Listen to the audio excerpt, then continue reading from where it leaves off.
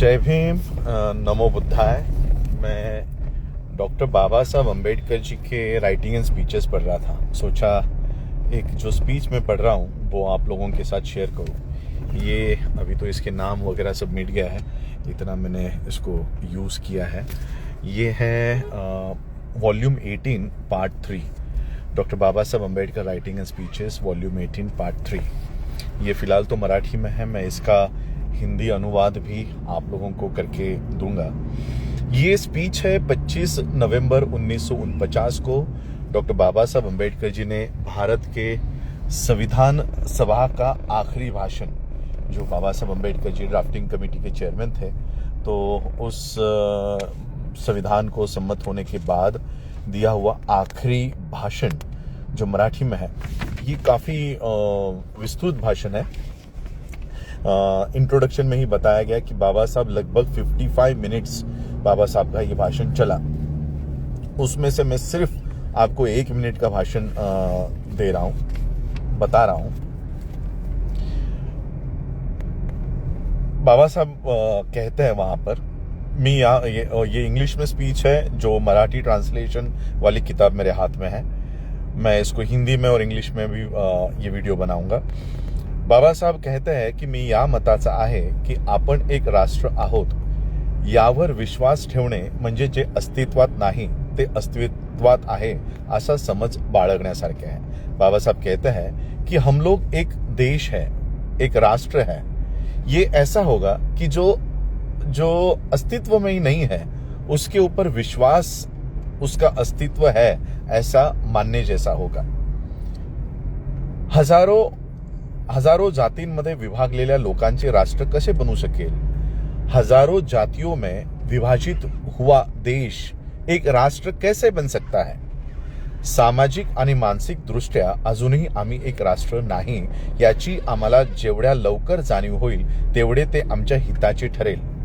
सामाजिक और मानसिक दृष्टि में हम लोग अभी भी एक राष्ट्र नहीं है। ये जितने जल्दी हो सके उतने जल्दी अगर हम समझ जाए तो ये हमारे ही भले का होगा। त्यानंतरच एक राष्ट्र होण्याच्या गरजेचे महत्व आम्हाला कळेल आणि आमच्या उद्दिष्टपूर्तीसाठी कोणत्या मार्गाचा आणि उपायांचा अवलंब करावा याचा आम्ही गांभीर्याने विचार करू शकू।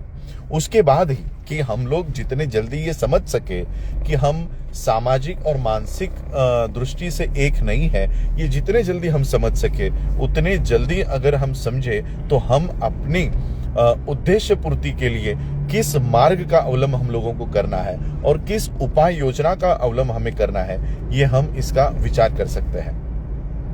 या ध्येयाप्रत पोहोचणे अतिशय कठीण आहे। अमेरिकेतील लोकांना जेवढे कठीण होते त्यापेक्षाही कितीतरी पटीने कठीण आहे। इस उद्देश्य को प्राप्त करना, इस ध्येय को प्राप्त करना बहुत ही कठिन है।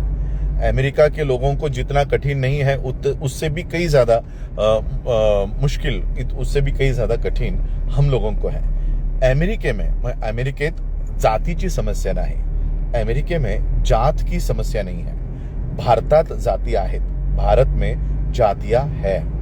जाती या राष्ट्र विरोधी आहेत, यानी जातिया ये राष्ट्र विरोधी है।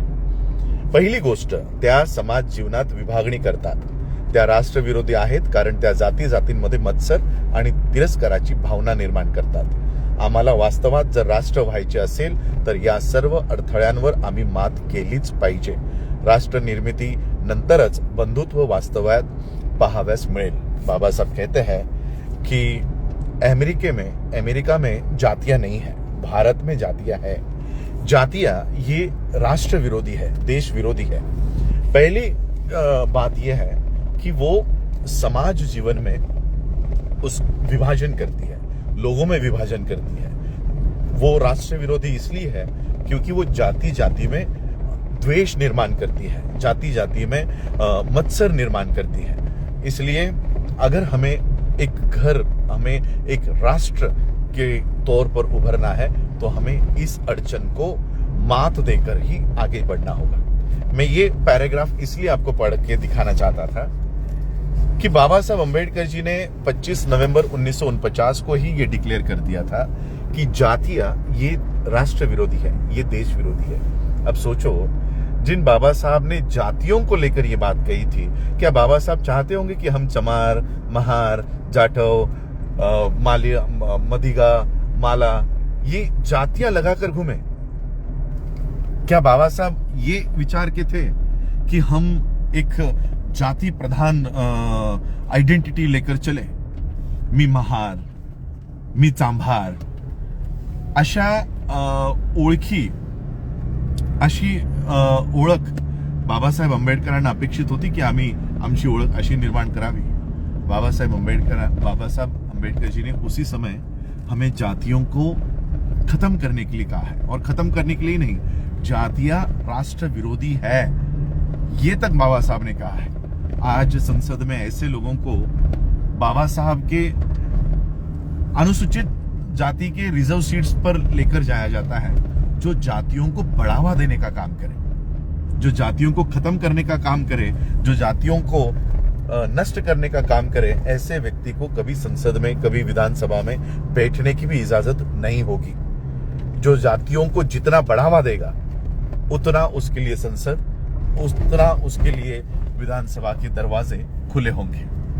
और इसलिए मैं ये चाह रहा था कि बाबा साहब का ये स्पीच 18th वॉल्यूम में आज भी वहीं पर है, हमें सिर्फ पढ़ने की जरूरत है। बस यही शेयर करने के लिए मैं लाइव आया था।